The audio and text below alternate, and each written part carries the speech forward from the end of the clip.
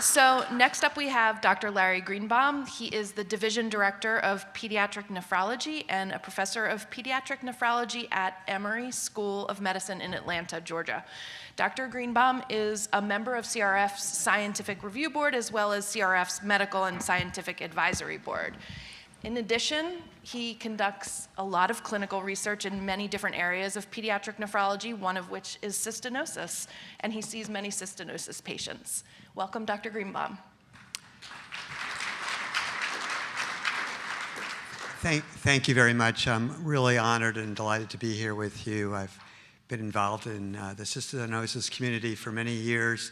I was just reflecting back that the first lecture I ever gave in my career when I was a fellow more than 25 years ago was on cystinosis, inspired by a patient that we had diagnosed, newly diagnosed with cystinosis, and really enjoyed working with this community and seeing lots of patients. I know we'll have a few minutes for questions after my talk, but I'll be around all day today and tomorrow, and if especially newly diagnosed families, if you have questions that you'd like to ask me, believe me, I'm not very physically intimidating, as you can tell. After Dr. Jenkins talked, I had to lower the mic considerably. And I'd be happy to chat with people and try to answer your questions as best I can. I also really want to thank the CRF. I mean, the transformation that has occurred in cystinosis with the research is just amazing. The palpable sense of hope that we have for the future is just great to see, and I hope before my career ends, I always say I'm closer to the end of my career than the beginning of my career, and I hope before my career ends that many, many, many patients with cystinosis will have received a better therapy and have a better prognosis. Some of what I'm going to be talking about is going to overlap a little bit with the previous talk. Dr. Jenkins gave a wonderful presentation. I'm going to kind of review a few things along the way. I hope a little bit of repetition won't be too difficult for people. All right, so cystinosis is autosomal recessive disorder, as was so nicely explained. It's a very rare disorder. You're not going to, in general, bump into someone in your local grocery store with cystinosis, and it presents with failure to thrive. And what I'm going to spend a lot of time talking about is the Fanconi syndrome, the initial manifestation of the disease that causes really almost all of the early symptoms and complexity of management. I am going to go back to the lysosome and give you my version of the lysosome. Again, a little bit of overlap. Each of our cells has about, well, it varies from cell to cell, as you've heard, but 50 to 100 lysosomes. I think the characterization of them as sort of a combination garbage dump recycling center is a good one. And one of the things that they recycle are proteins, and proteins are composed of amino acids. And one of those amino acids is cysteine. And when the protein goes into the lysosome, it's broken down into all of these amino acids. And the cysteine, two cysteines combine in the lysosome to form one cysteine, which is basically two cysteines together. And in order to recycle those amino acids, you use cystinosin, the protein that is defective in cystinosis, to get all that cysteine out of your lysosome. Very similar graphics. And the cysteine is then broken down,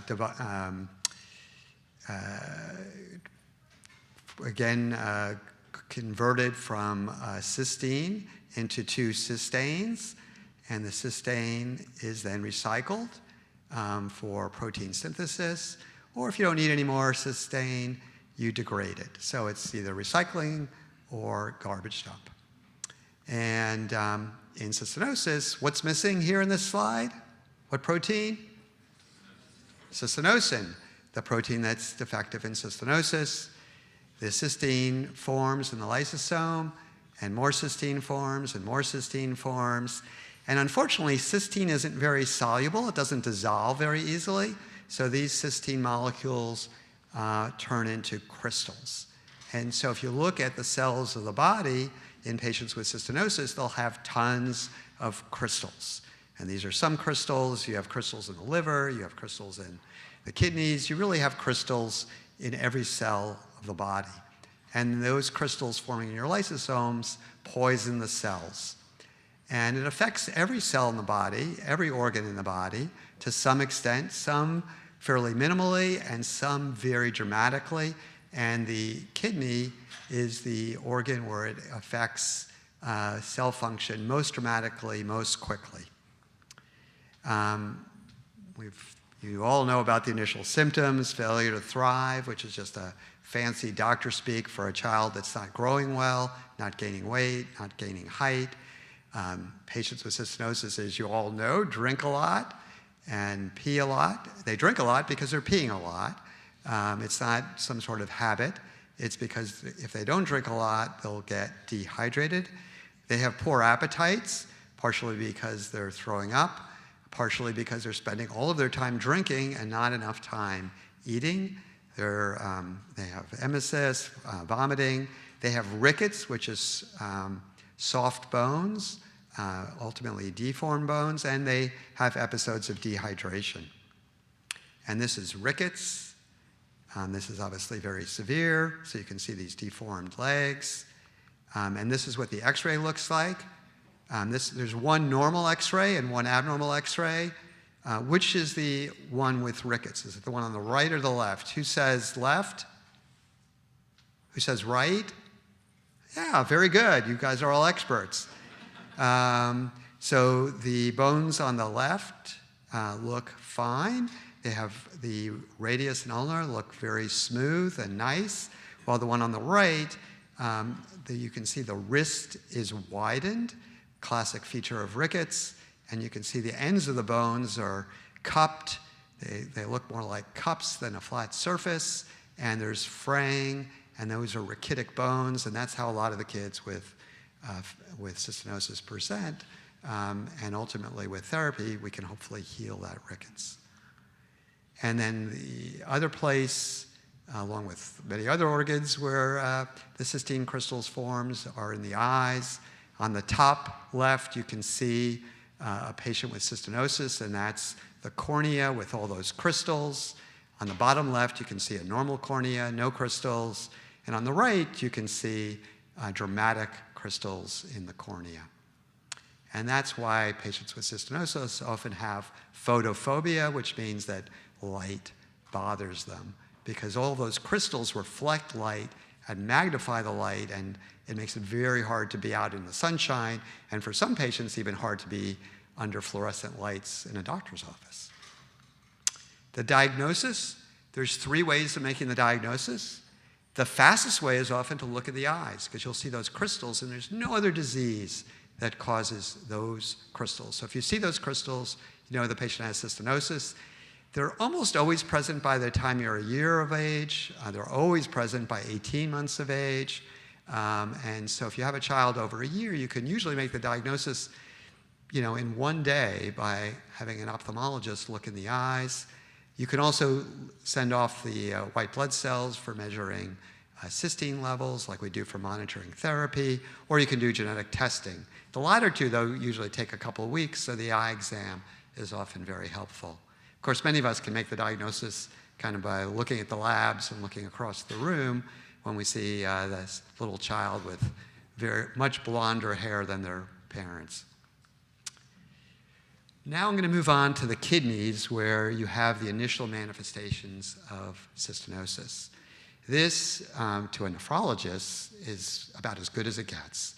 This is a nephron, and every kidney has about 1 million little filters called glomeruli, and the glomeruli filter the blood so that you can get rid of waste products, and so you can get rid of things that you take in that you don't need to keep all of them. For example, even water.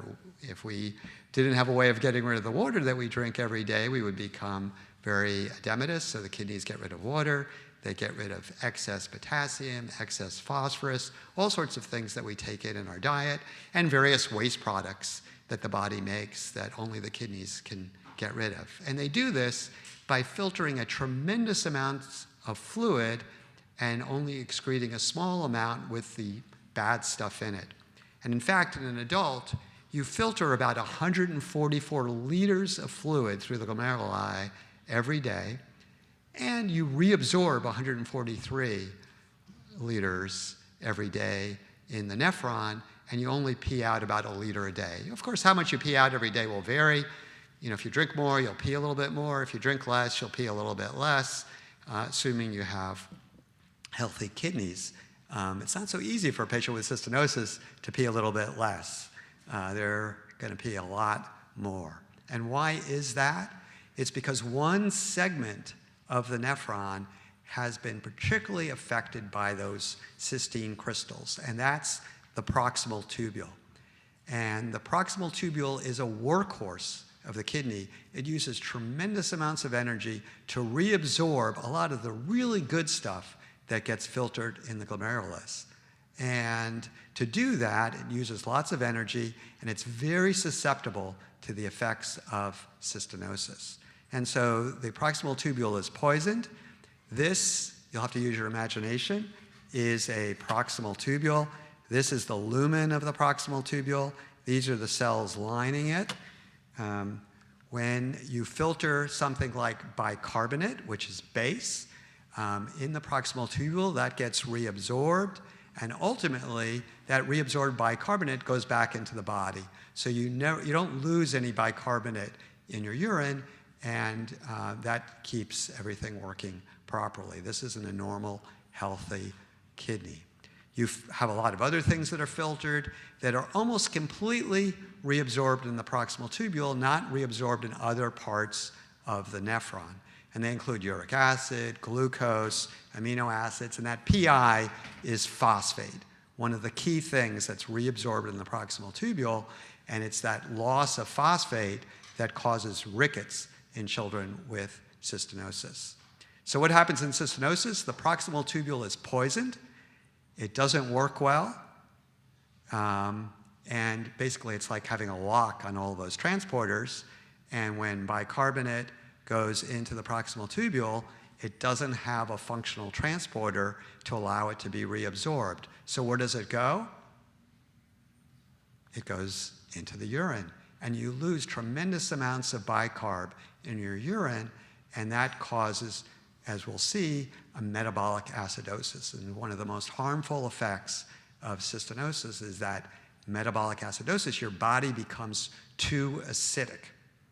You have a lot of other things that are filtered in the proximal tubule, as we talked about, and they're not being reabsorbed either.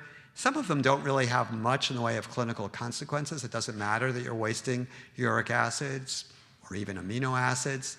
No real clinical consequence, but losing all of that phosphate is very harmful because then you end up with a very low phosphorus level in your blood, and without phosphorus, your bones waste away and you develop rickets. All right, so global defect of the proximal tubule has a name. It's called Fanconi syndrome. And there's lots of diseases that can cause Fanconi syndrome. Cystinosis, though, is the most common cause of Fanconi syndrome in children. So although you have a very rare disease, you're the most common cause of this fairly rare, very rare clinical syndrome, which is Fanconi syndrome. You develop a metabolic acidosis because of losing all that bicarb. You develop low phosphorus, hypophosphatemia, due to the phosphate loss. And that phosphate loss, that hypophosphatemia, causes the rickets. You've got lots of glucose in your urine. You have low serum uric acid. You have amino acids in your urine.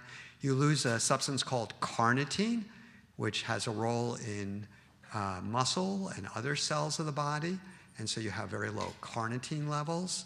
And you're losing tons of water, tons of sodium, tons of potassium. So you're losing all sorts of things that you'd prefer not to lose in your urine. And that's responsible for essentially all of the early manifestations of cystinosis that many of you as patients and as parents have confronted. How do we treat these problems? Well, nephrologists aren't really all that bright. So what we could come up with is if you're losing it, we'll give it back to you. So if you're losing bicarbonate and you're becoming acidotic, we'll give you base back to correct that acidosis. So because of the metabolic acidosis, we're going to give you lots of base. And there's liquid base. Many of you have heard these terms, bicitra, polycitra, sodium bicarb as a liquid. They can all be used to correct the metabolic acidosis. You can also use pills as children get older. You can use them as sodium pills, sodium bicarbonate, or you can use them as potassium pills, potassium citrate. These are all different forms of base, and which one you use will depend on whether the patient can take pills.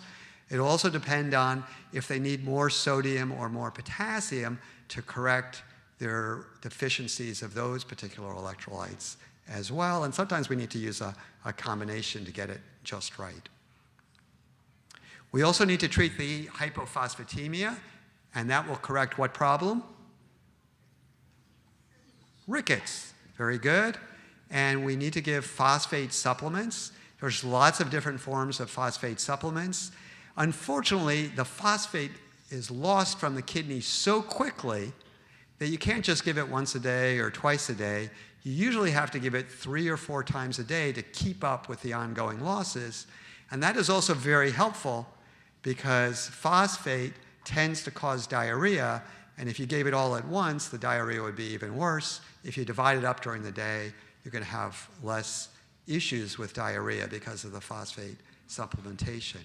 It turns out that you can't just give phosphate, you also have to give a special form of vitamin D called calcitriol, because the kidneys actually activate vitamin D and make it functional, and functional vitamin D is called calcitriol. So you can take all the vitamin D in the world as supplements. You could go out by the pool and sunbathe and have vitamin D made in your skin, but none of that is going to fix the problem because it's your kidneys that add a little bit of fairy dust to the vitamin D and turn it into calcitriol, which is the form of vitamin D that actually works.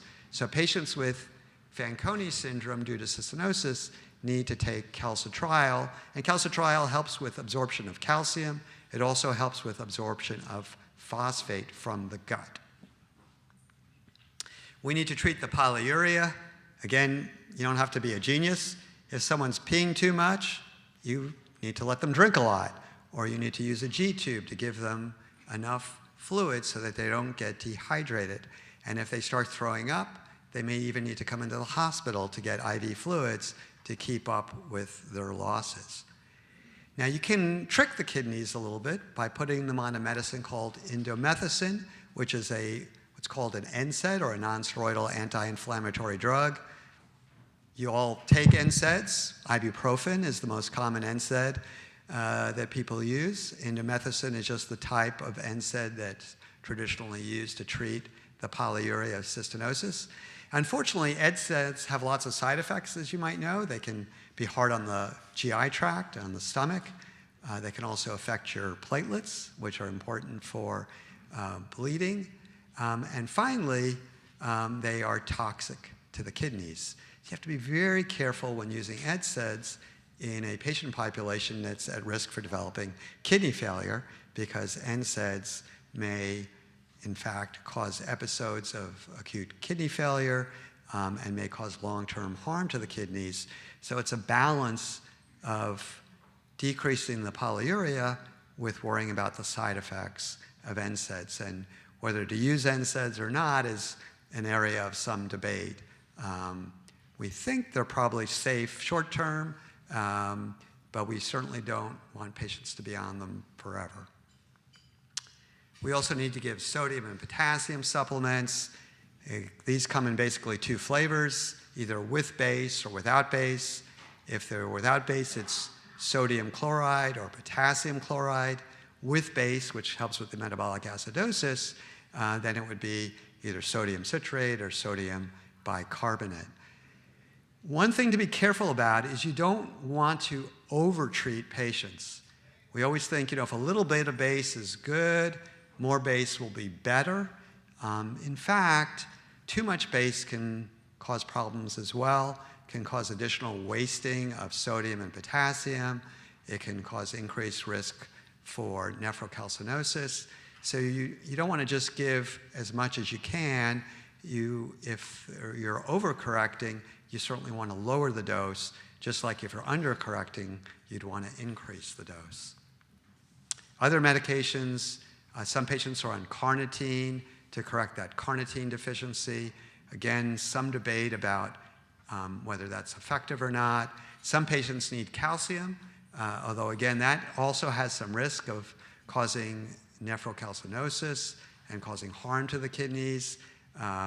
So if a patient is receiving a good amount of calcium in their diet, they may not need calcium supplements. If they're not, they may benefit with some calcium supplements. A small percentage of patients need magnesium, another electrolyte. Again, indomethacin, possibly, especially early on in life. ACE inhibitors have been prescribed in patients with cystinosis because we know ACE inhibitors slow down the loss of kidney function in diseases where you have protein in the urine. Unfortunately, ACE inhibitors can be harmful if you take them when you're dehydrated. And so you have to be very cautious about using ACE inhibitors. And in fact, it's recommended don't take an ACE inhibitor and an NSAID at the same time because they both can cause harm to the kidney especially if you're dehydrated. And that combination really is asking for trouble.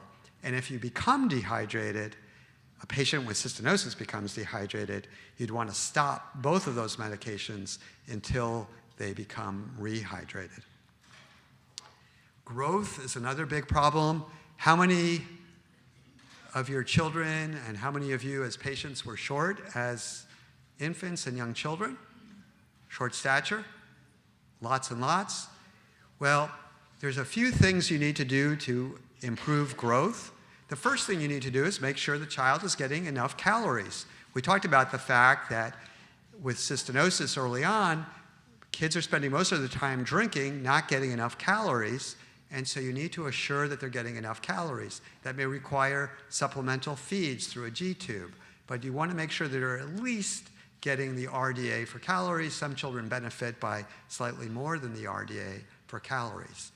We also know that being acidic makes you not grow. Patients that have just isolated acidosis will not grow. So you have to correct that metabolic acidosis. We also know that rickets makes you not grow well. So correcting that low phosphorus, correcting that rickets is critical to making a child grow. So you fix those problems, and then you put the child on cysteamine, which is, as we've heard, the primary therapy these days for cystinosis. And that by itself will improve growth. But it may not completely correct growth problems, and it often doesn't lead to catch-up growth. So if a child starts out well behind in their growth, they may need growth hormone to either continue to grow well or to have catch-up growth in order to achieve their genetic potential. And this is the growth curve of a child I started taking care of when he was a young teenager. You can see on the growth chart here that when I first met him, he was well below the growth curve. We then started him on growth hormone, and you can see by the end of this plotting, he was taller than me, which I was a little displeased with. But you can see his genetic potential was much greater than mine. He was supposed to be almost 6 feet tall based on his parental heights, and he was heading that way. He never quite made it to 6 feet, but he ended up a number of inches taller than me. All right. So growth hormone can be very helpful in some children. Not all children need it, and unfortunately, it's a daily injection, although sometimes you can get away with every other day injections, but obviously it's yet another burden in terms of caring for children with cystinosis, and it may not be the right thing for all children, but it can be very helpful. And this is my version of how cysteamine works. This is the lysosome, which we heard where all the action is. And again, we've got cysteine, which is basically two cysteine molecules joined together. They get joined together in the lysosome because of the composition of the lysosome, the low pH of the lysosome. And those cysteine molecules will ultimately form lots and lots of cysteine crystals, unless you can rush in with cysteamine and break that cysteine up into its two components. And that cysteine-cysteamine combination can escape through another transporter and be recycled.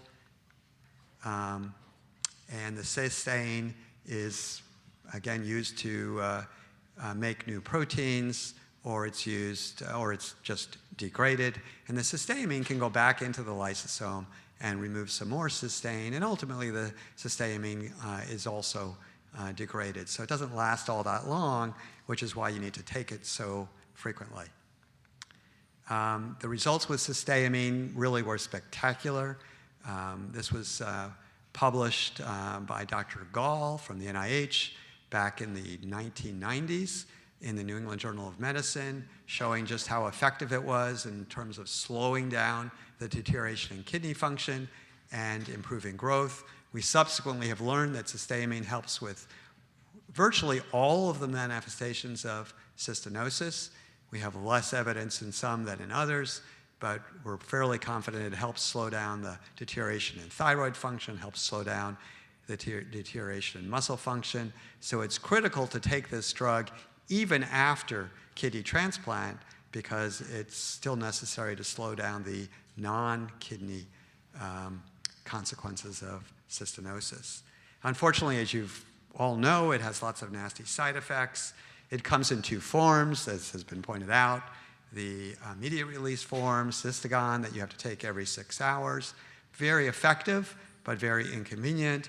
And then Procysbi, which is the sustained release form that you take every 12 hours. Some practical things. You don't want to take Procysbi with food. You want to try and separate it from food to enhance the absorption of the cysteamine. It's given every 12 hours.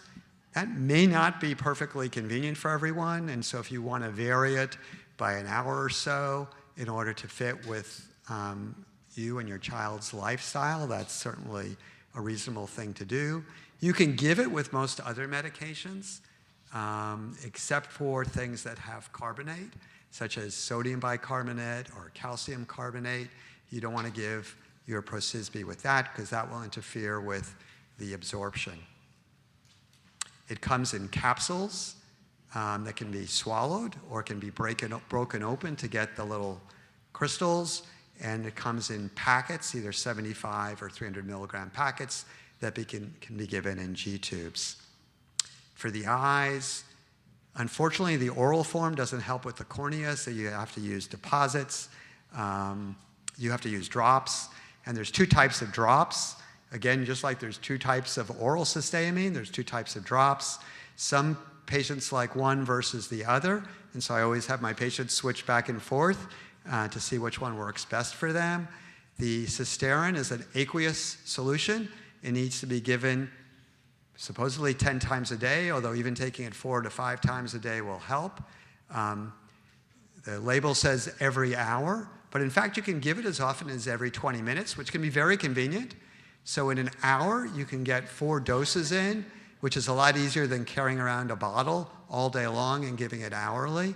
And so you can be sitting in front of the television and set your timer for 20 minutes and give a drop every 20 minutes, because it wears off after about 15 minutes. It dissolves those crystals, so you can give a drop after 20 minutes and you'll get that same exact benefit, but not have the inconvenience of needing to give it all day long. Cystadrops is the more viscous form, was approved in Europe way before the United States. We thought this was going to be great, that everybody would love it. You only have to give it 4 times a day. Turns out, not everybody loves it. Some people prefer the cysterin. And so really you have to figure out which one works best for you and your child. And the idea is to use this enough so you don't have to wear sunglasses indoors. And I'd like to thank you for your attention. Be happy to answer a few questions now. Again, available all day today, all morning tomorrow. Happy to chat with people and answer your personal questions, although it's always great to ask questions in these big audiences because the questions that you have, probably somebody else has as well. And this was actually from the original ProCysB trial. We had the largest site in the world for enrolling patients with, in the ProCysB trial, and these were 5 of the patients that paved the way for this drug to become available. I was a little bit younger then. I could handle having a child on my shoulders. All right, thank you very much.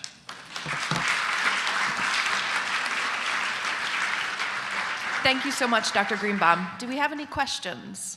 Okay.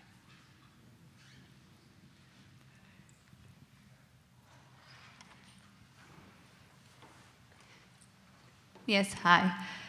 When you were speaking about the indomethacin, you said that it's recommended to stop it when the kid is dehydrated or the person is dehydrated. However, my question is, in the case of my kid, he has like a very strong polyuria. It's always been like that. He's 13 years old now, and he's been taking it basically since he was diagnosed like at 2 years old. When we tried to stop it, because he was having strong GI issues, the polyuria was extreme. He got dehydrated very easily. So I kind of is like kind of tricky for me if he's dehydrated to stop the indomethacin, because I kind of feel that it's gonna make him more dehydrated. So what's the recommendation in that case? Yeah, it's a really great question, and unfortunately, we don't have definitive answers because nobody has conducted a randomized clinical trial of indomethacin to look at risks versus benefits. It's sort of paradoxical that when a child is getting dehydrated, if a child becomes dehydrated, you'd want to stop it because we know for sure that all NSAIDs are much more toxic to the kidneys and can cause acute kidney failure when a child is dehydrated. And we see that in children that don't have cystinosis. If they take ibuprofen when they have gastroenteritis, they can sometimes show up in the hospital with acute kidney failure. So it's a challenging situation. On the other hand, as you pointed out, the polyuria and polydipsia can change dramatically with the indomethacin. It can really decrease how much children are urinating. The current recommendations are not to take it too long because we think that the toxicity is cumulative. And so in general, it's recommended, if you are going to use it for infancy and a little bit beyond infancy, but then really as the child gets older, if possible, to try it and get them off of that. Obviously, you can individualize approaches. I mean, there may be a child who just cannot function very well without the indomethacin, but then you're trading off some increased risk of kidney failure progressing faster. So it's a difficult issue, one has to balance those two situations. The amount of urination and the I turned off my phone, but my watch is ringing. Balancing that, excessive urination versus some increased risk of kidney function deteriorating quicker. Thank you. Oh, I'm sorry. I also have another question. Also, the doctor recently started lisinopril, but he's still in indomethacin. So she said that she started the lisinopril because of the proteinuria, is it? Yeah, proteinuria. So, but you were saying that it's not recommended to give it together. So are there still cases that it could be taken together? Because, it's still the same situation. We're still worried that if we take the indomethacin off, that is going to make him still like the protein dehydrated because of the polyuria. Okay. I should have mentioned I charge twice as much for 2 questions. So, so you'll be getting the bill later. 2 times 0. Okay. Yeah. So both lisinopril and indomethacin are especially dangerous when you're dehydrated. Again, I prescribed ACE inhibitors. Lisinopril is the sort of classic ACE inhibitor. ACE inhibitors are much more dangerous if you're dehydrated. In fact, I tell all my patients without cystinosis, I have hundreds of patients on ACE inhibitors for other reasons, for high blood pressure, for protein in the urine, and I tell all of them if they get dehydrated, they have to stop their ACE inhibitor because they're at risk for developing acute kidney injury. And indomethacin is the same thing. So you can imagine you've got those 2 drugs that increase your risk of kidney failure, acute kidney failure, if you're dehydrated. So you don't want to use them together and not at the same time. Now, indomethacin, it's fairly clear it will decrease urine output. The benefit varies from child to child with cystinosis. ACE inhibitors, any sort of benefit on long-term kidney function is open to debate.